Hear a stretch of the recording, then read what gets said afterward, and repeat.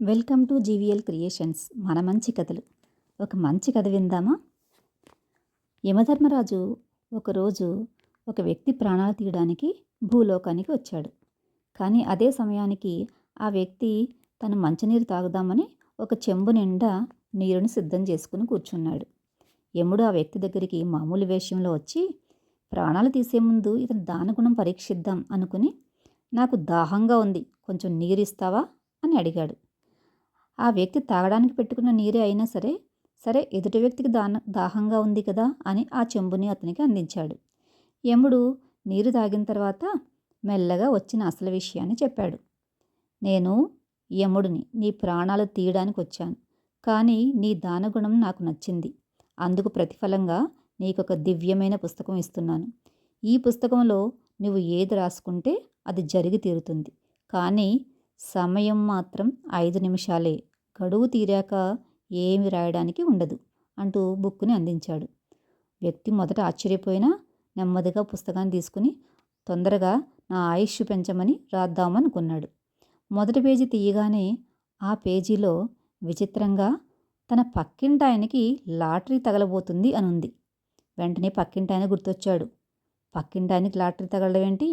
పిల్లికి భిక్షం కూడా పెట్టడు, పిసినారి, ఇలాంటి వాళ్ళకి తగిలినా తగలకపోయినా ఒకటే అంటూ అనుకుని పక్కింటాయనకి లాటరీ తగలకూడదు అని రాసేశాడు. సరే, నెక్స్ట్ పేజీ తీశాడు. ఆ పేజీలో తన ఫ్రెండు రాబోయే ఎలక్షన్లో గెలిచి మంత్రి పదవి రాబోతుంది అని రాసుంది. ఒకసారిగా ఫ్రెండ్ గుర్తొచ్చాడు. అవును, విశ్వాసం లేనివాడు, చాలాసార్లు తను సహాయం చేసినా తిరిగి ఎప్పుడూ సహాయం చేయలేదు. ఇలాంటి వాడికి మంత్రి పదవి రాకూడదు అని రాశాడు. ఇలా ఒక్కొక్క పేజీ చూస్తూ ఉంటే తనకితో సంబంధం ఉన్న అందరి గురించి ఏవేవో వస్తున్నాయి. అందులో కొంతమందికి మంచి జరగాలని, కొంతమందికి జరగకూడదని ఇలా రాసుకుంటూ కూర్చున్నాడు. ఇంతలో లాస్ట్ పేజీకి వెళ్ళాడు. ఆ పేజీ ఖాళీగా కనిపించింది. గబగబా తన గురించి రాయాలని తీసుకున్నాడు. వెంటనే యముడు పుస్తకాన్ని తీసేసుకుని, నీకిచ్చిన సమయం 5 నిమిషాలు అయిపోయింది.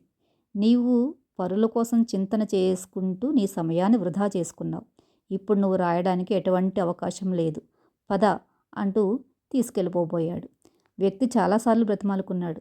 కానీ యముడు వినలేదు. పరమేశ్వరుడు అందరికీ అవకాశాలు ఇస్తాడు. వినియోగించుకున్న వాడికే అది ఉపయోగం, పద అంటూ తీసుకుని వెళ్ళిపోయాడు. ఈ కథ మన జీవితంలో కూడా ఉంటుంది కదా. మనం కూడా ముందు మన గురించి మనం ఆలోచించుకోకుండా, పరమేశ్వరుడు ఇచ్చే అవకాశాలను ఉపయోగించుకోకుండా, మనతో సంబంధం ఉన్న అందరి గురించి మంచి చెడు అంటూ ఏదేదో ఆలోచిస్తూ ఉంటాం.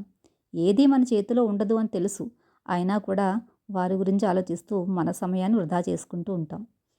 వచ్చిన అవకాశాన్ని వినియోగించుకునే వాడికే భాగ్యరేఖ సఫలీకృతం అవుతుంది. అంతే కదా.